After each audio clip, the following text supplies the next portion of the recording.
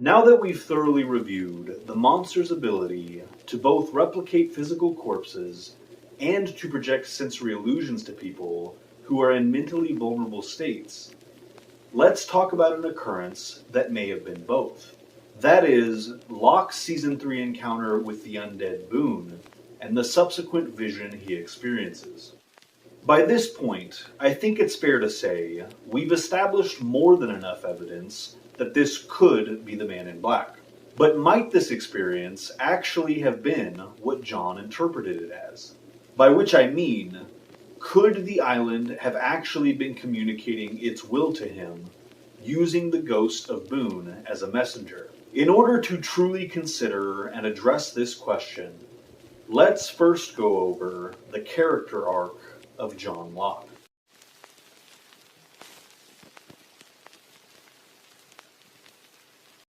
In the climactic flashback scene of the Season 3 episode Further Instructions, we see Locke's character perfectly summarized in 3 simple words: amenable for coercion. Did you know it would be me? What? In the truck? Did you know it would be me driving? Did they choose me? Yeah. They chose you, John. Why? Because you hadn't been here long, didn't have a criminal record, and the psych profile said you would be amenable for coercion. Amenable for coercion? Hey! Lower the gun, John. At this point in the series, we've seen how Locke's own father has repeatedly exploited his deep desire to feel important and wanted. Hello, son. A desire that is no doubt rooted in him growing up in foster care, never being chosen for adoption after being given up by his biological parents. You're adopted, aren't you? No. No, I was raised in a foster home. Several foster homes, actually. Throughout the series, we see this vulnerability of John's continually exploited not only by his father, but by characters such as Ben and Widmore as well. But the ultimate manipulator of Locke's insecurities is undoubtedly the Man in Black. When coming face to face with John, shortly after the series begins, the Man in Black's immense psychic power immediately grants him a far deeper insight into Locke's mind than any police department psych profile could ever hope to achieve.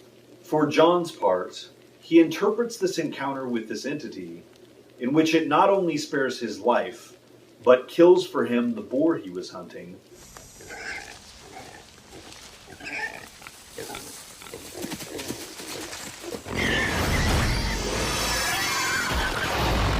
as the long-last confirmation of what he has always wanted to believe. He is special. Mistakenly associating this experience with the miraculous and immediate healing of his spine upon arriving on the island, Locke further interprets the monster as being an extension of the island itself. But I've looked into the eye of this island, and what I saw was beautiful. And as such, he begins to view the island as having a conscious will of its own. This is perfectly illustrated in the Season 1 episode, Deus Ex Machina, in which Locke receives a prophetic dream that leads him and Boone to the Nigerian beechcraft.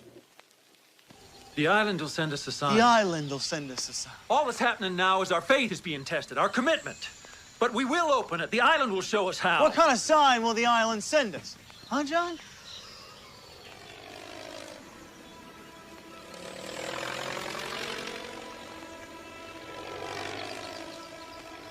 Did you see that? Boone.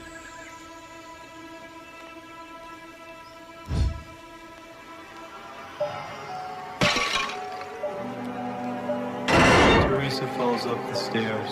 Teresa falls down the stairs. Teresa falls up the stairs. Teresa falls down the stair. Teresa falls up the stairs. Teresa falls down the stairs. Teresa falls up the stairs. Don't take it back! Throughout this same episode, John is slowly losing his ability to walk. Both of these simultaneous events, Locke attributes to the island and its will. This island, it changed me. It made me whole. Now it's trying to take it back, and I don't know why. But it wants me to follow what I saw.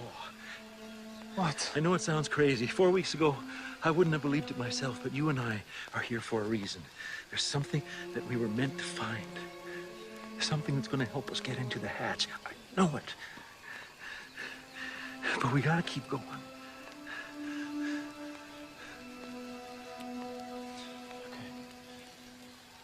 Can you move your legs? Just help me up, son.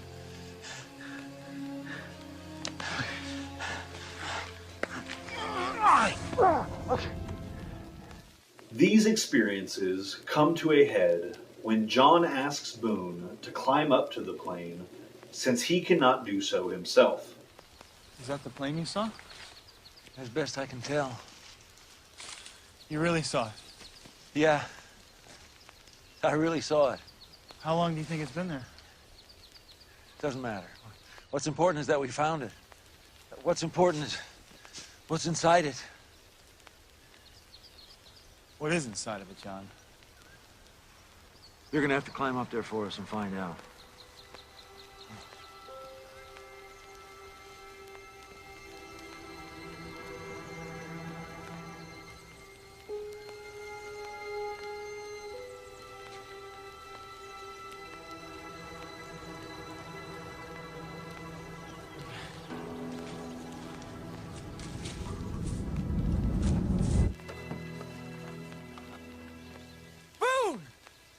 What's in your damn plane, Locke? Here's your sign.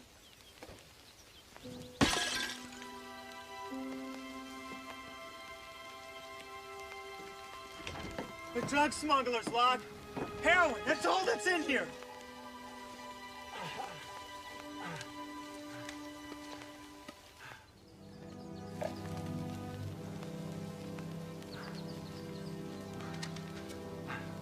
I don't understand.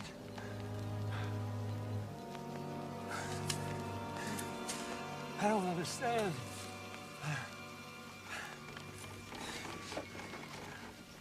Boone then falls and is gravely injured, at which point Locke's ability to walk on his own is suddenly restored.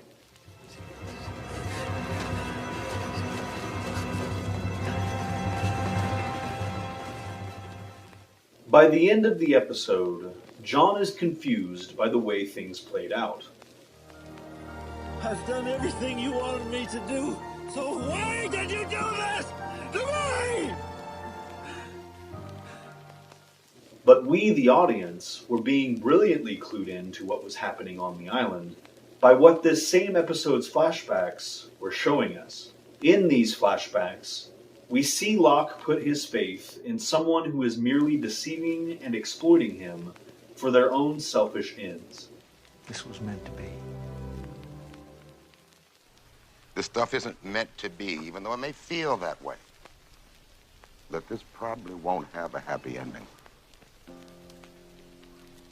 And yet neither John nor most of us made the connection that the same thing was happening again in his present. But you and I are here for a reason. There's something that we were meant to find. Something that's going to help us get into the hatch. I know it.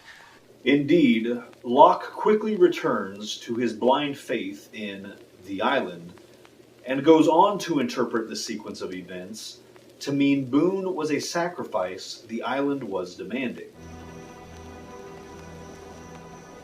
Boone was a sacrifice that the island demanded.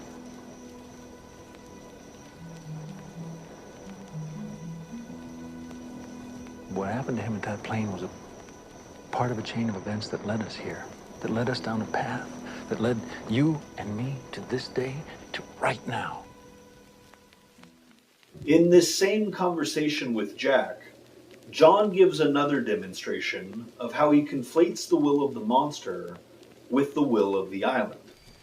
What the hell was all that about back there, John? What was what about? You asked me to let you go. That's right.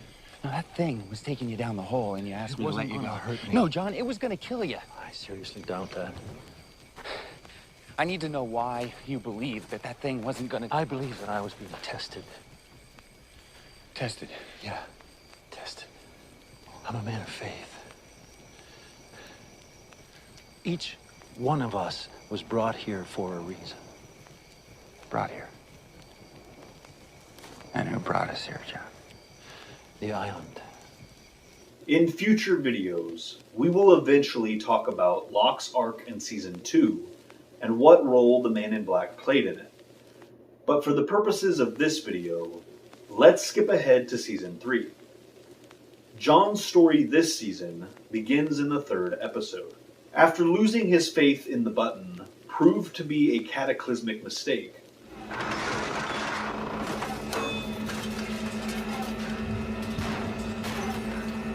I was wrong.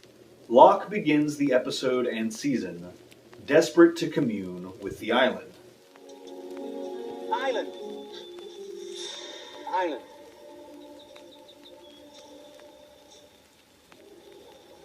You need to speak to the island. In order to do this, he builds a makeshift sweat lodge and takes a mind-altering drug. The resulting vision sends him on a quest to save Echo.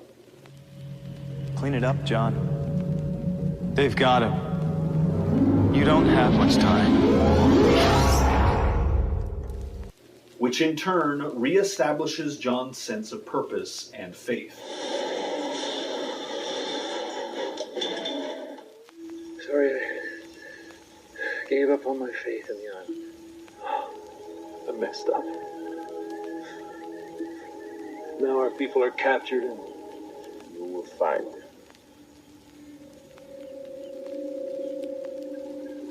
After all, you are a hunter, John.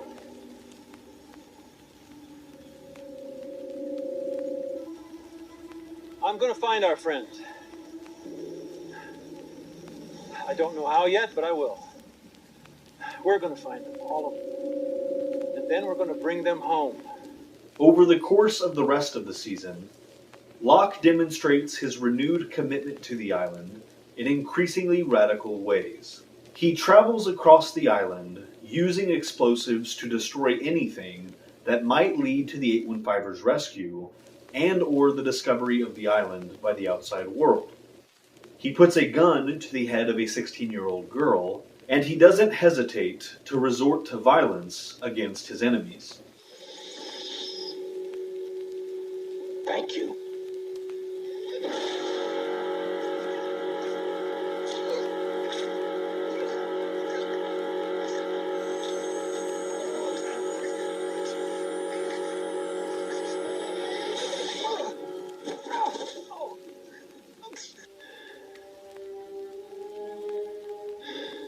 Sorry. Since when do you explain yourself to him? An outsider's thing.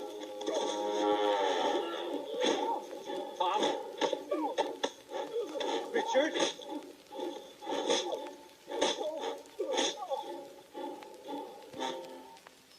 Furthermore, Locke's first episode of the season establishes he is not a killer, even when motivated by the desperate desire to save what he sees as his family.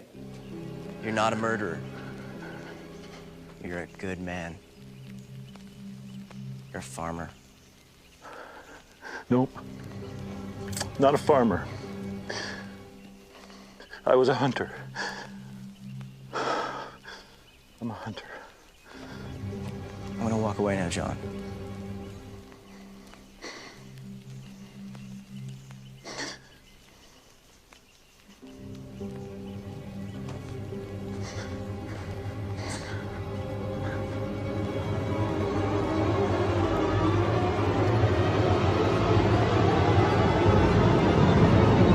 This is reinforced near the end of the season with his father, a man John is perfectly willing to let die,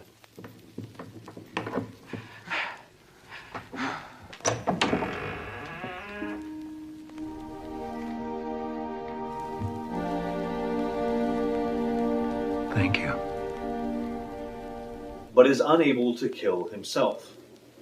And yet, after back-to-back experiences, one which he perceives as a spiritual encounter, Help me.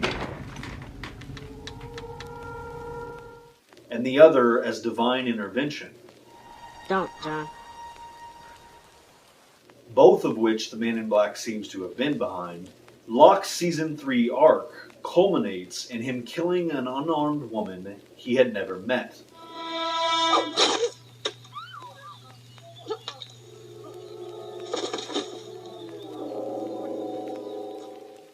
It ends with him finally becoming radicalized to the point of being willing to kill for his beliefs.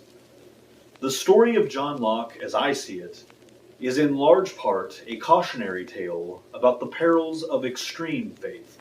His desperation to feel chosen was so immense that he never stopped to question what it was he had been chosen for. I'm here because I was chosen to be.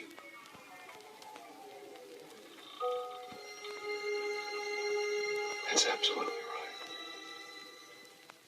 His faith was so blind that he failed to see just how sinister this path he was being led down truly was. And he allowed his longing for meaning and importance to be exploited until it literally killed him.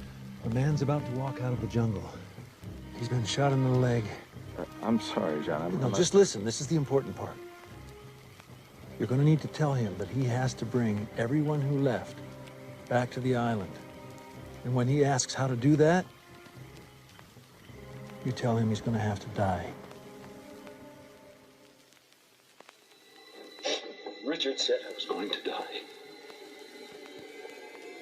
I suppose that's why they call it a sacrifice.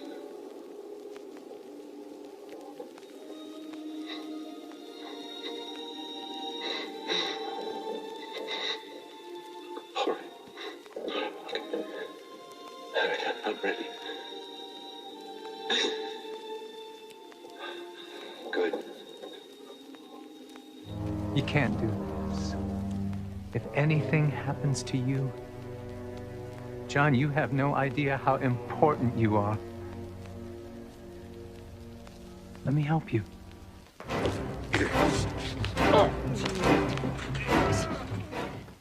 So taking John's tragic arc as a whole, and returning to his vision quest at the beginning of Season 3, do I think this was really the island speaking to him through Boone? No, I do not. Indeed, this entire notion that the island has a conscious will of its own seems primarily born out of Locke's consistent pattern of misinterpreting the Man in Black for the island itself. And I think this sequence is yet another example of this. Personally, I can't help but see an all too familiar cruelty in how Boone treats Locke throughout their interaction. He seems to mock John, first by quoting what he once said about Boone being the sacrifice the island demanded.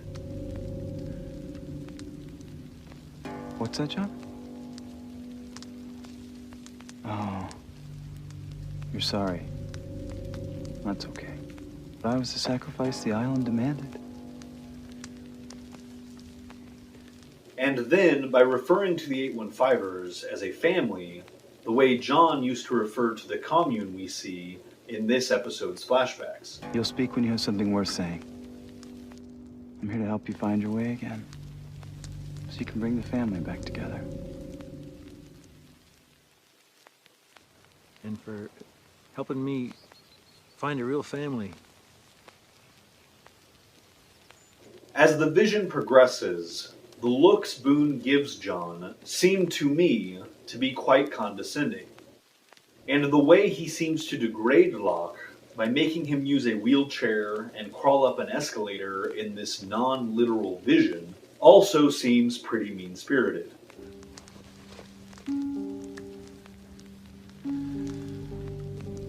John, you're gonna need that.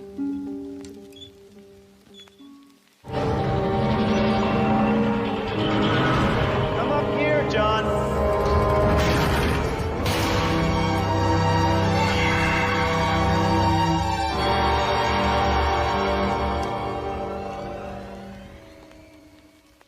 What's more is you can actually hear the sounds of the smoke monster throughout this sequence. Come up here, John.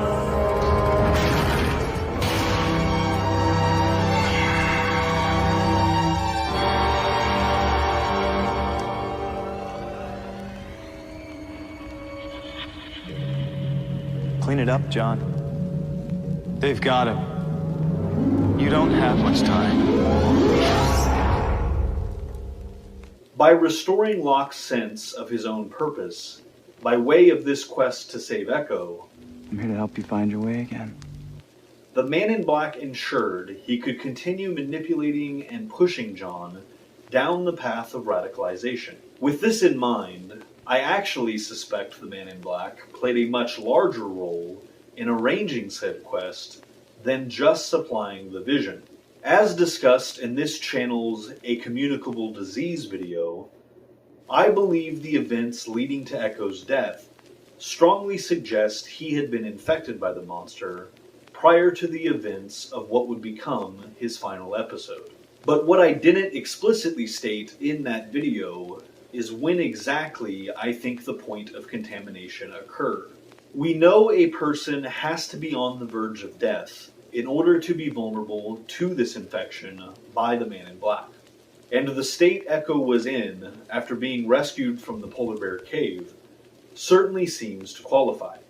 But what is not clear is how much of his injuries were sustained in the hatch detonation versus how much were caused by the bear.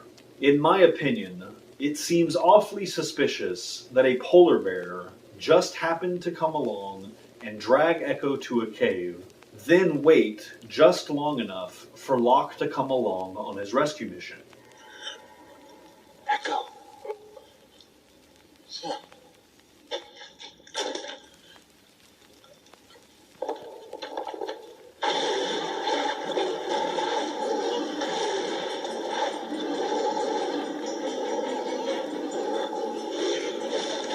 This is why I believe Echo was on the verge of death specifically due to his injuries from the Swan implosion, at which point the Man in Black took the opportunity to infect Echo before replicating the form of a deceased polar bear, at least one of which we know exists on the island, and hiding Echo away so that Locke can later feel like he saved his life by rediscovering his own faith in the island.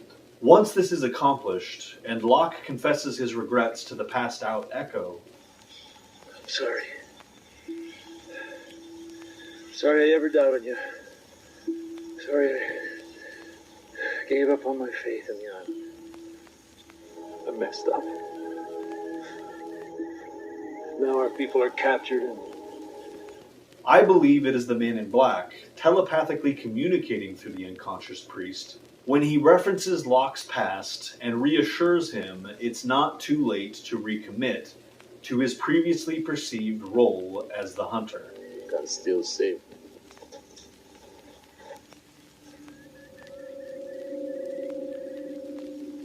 I don't even know where they are. You will find them.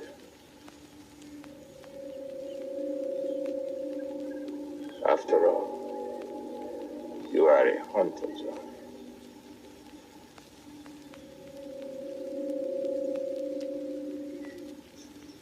Say something? He's awake. Echo.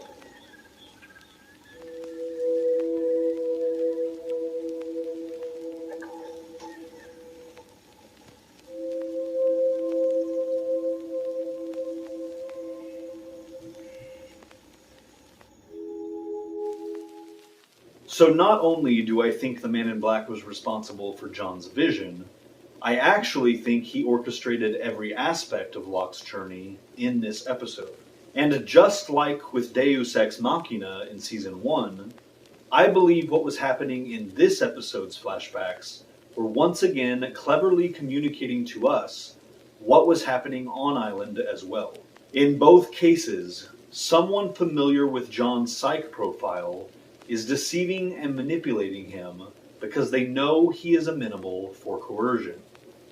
Now, before moving on, this seems like a good opportunity to address the one other time a character is dosed with this same drug and then experiences hallucinations. In the Season 1 episode, Hearts and Minds, Locke leaves Boone tied up in the jungle and exposes his head wound to the drug, apparently anticipating that this will enable the island to communicate something important to Boone. I'm doing this, Boone, because it's time for you to let go of some things. Because it's what's best for you. And I promise, you're gonna thank me for this later. Hey, I don't think this is best for me. What is that? Is that what it made you see? What made you see? The stuff you put in my head. You drugged me. I gave you an experience that I believed was vital to your survival on this island. And sure enough, Boone experiences a vision in which the monster attacks him and Shannon, before it ultimately kills her.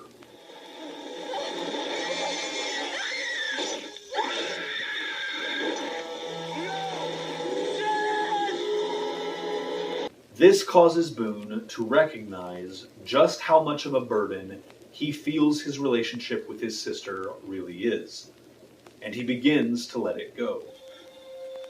I saw her die. How did you feel when she died?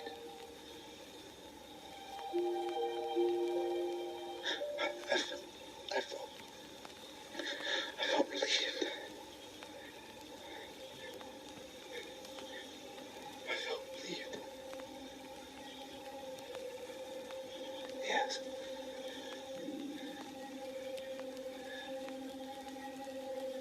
Time to let go.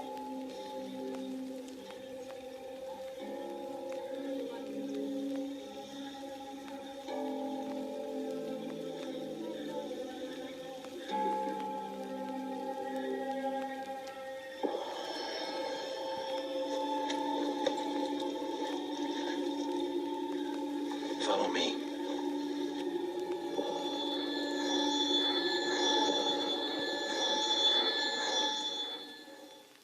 Because of this, Boone's allegiance to John is strengthened.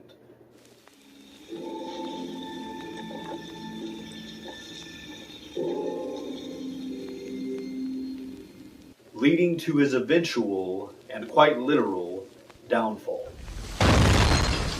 Because of how perfectly this plays into the Man in Black's long game, I do think he was similarly responsible for transmitting this experience to the drugged Boone.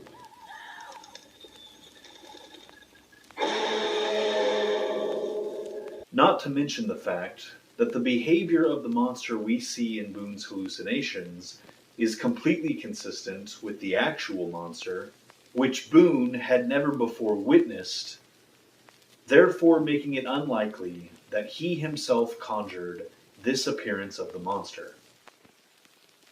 But I told him I wanted to tell you, and that's when he did this. Next time, we'll discuss an incident that I feel parallels the Echo polar bear situation we covered here today. One that also involves a mysterious animal and another unconscious character potentially being used as a telepathic conduit for the Man in Black. Until then, namaste and good luck.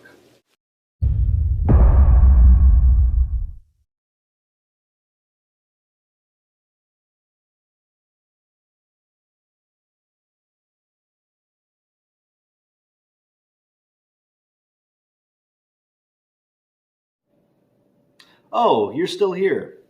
Hopefully that means you enjoyed this video. If so, please consider sticking around and being a constant for this channel by clicking right up here to subscribe. And don't forget to hit the bell icon if you would like to be notified when more videos like this one arrive. In the meantime, feel free to check out previous content from this channel by clicking here or here.